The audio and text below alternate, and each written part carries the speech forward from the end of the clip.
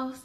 So I am back continuing the conversation about the 5 love languages by Gary Chapman. And this is video number 4. And it's actually the 3rd video in this series, the 3rd love language of this series, because I started out the series by talking about all of the love languages and just kind of giving you a basic overview. So this time we are talking about receiving gifts. So I think that receiving gifts is kind of the most controversial love language, because there are some of us who kind of have the idea that people who like receiving gifts and who focus on that as a way of you showing your love to them are kind of, shallow and materialistic. Those are people who some of us think just simply want to get our money.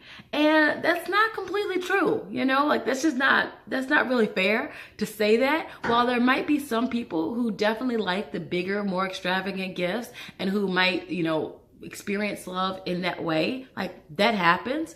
That's not necessarily what is true for all people who like receiving gifts. Because receiving gifts, oftentimes, it's not about the amount of money that is spent, but is really about the thought behind the gift. So oftentimes people who are receiving gifts, they care less about, receiving something that costs a ton of money and more about the thought that went into that, more about the fact that you spent time thinking about what they might want, that you noticed when you were on vacation that there was this thing that they enjoy, that you might have noticed that they have, a collection of snow globes, or that they really like keychains from exotic places, and you take the time to find a really special keychain for them. Knowing that you thought of them while you were on vacation might be a really big part of what makes them feel loved and appreciated, and not simply, whether or not you sprung for the more expensive souvenir or whether or not you got a cheaper souvenir. It's more important that you took the time to think about what they might want and what they might like, and the fact that you even thought of them to begin with. So that's an important thing to remember. They want to, for the most part, feel like you care about them, that you thought of them, and that you took the time to find a gift that was specific to them. So most people who like to receive gifts as a form of love or expression of their love, they want something that goes beyond the basic. So at its basic form, it could be, simple little gifts, like when you were a kid, giving flowers that you picked from the garden to your teacher or whatever, or bringing that apple. But it also generally goes beyond that into the more thoughtful gifts that took a little bit of time or energy, or that really show that you know this person.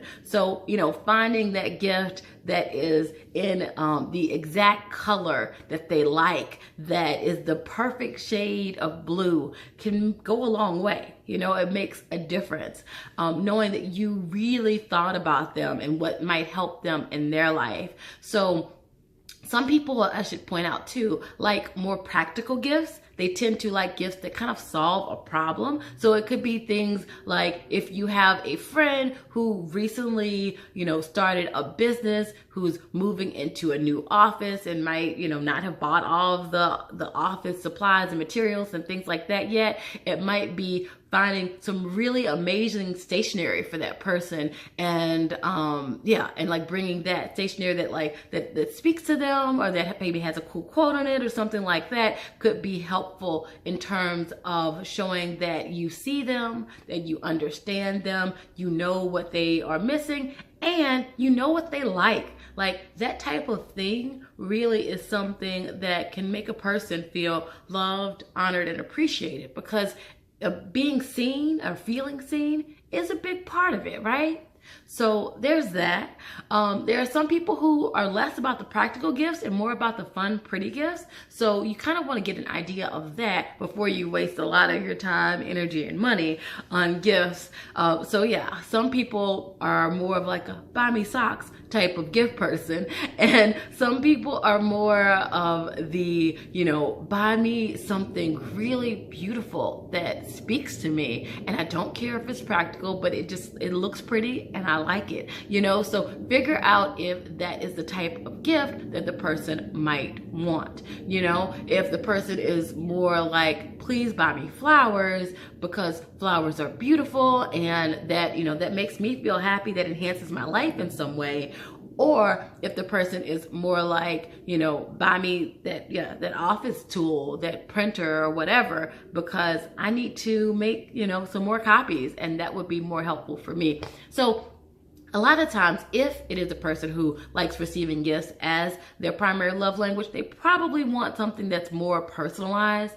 And, you know, again, it still could be something that is personalized and practical, that's thoughtful and practical, or it could be something that is personalized and beautiful. So really think about that. Ask your partner if you are unsure, and it can also be really helpful to kind of just think about that and notice. Sometimes people like to feel seen in that way. So definitely, you know, don't stray away from just really noticing, taking note. It could be a fun little mystery to try to discover what your partner might be into. And if your partner is a person who likes receiving gifts as a form of love, or if your best friend or whomever you love is a person who likes receiving gifts, then you probably want to try your best to give them a gift when you can, on their birthday, on anniversaries, on special occasions and things like that, so that they can feel that love and affection in that way. It probably is particularly important for them on those days. So try to do that. Again, doesn't necessarily have to be something big and extravagant, but make sure that it's something that they would like,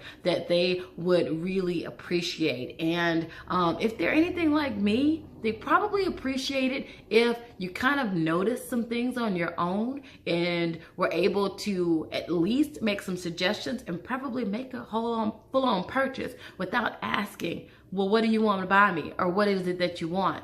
Because while that can be cute and fun for some people, if the purpose is to receive the gift as an expression of your love, the person most likely wants you to figure it out on your own. You know, to kind of get an idea of what they like so that they can feel seen and loved and appreciated in that way, because it goes beyond simply pulling out your credit card.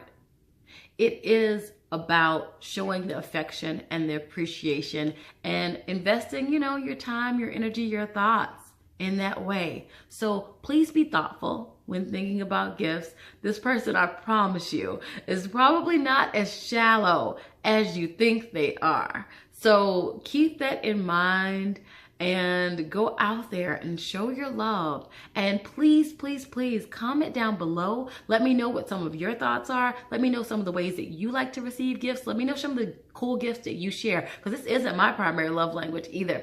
And so I would love to hear from you, because you probably have some better ideas than I do. All right, love you bunches. Bye.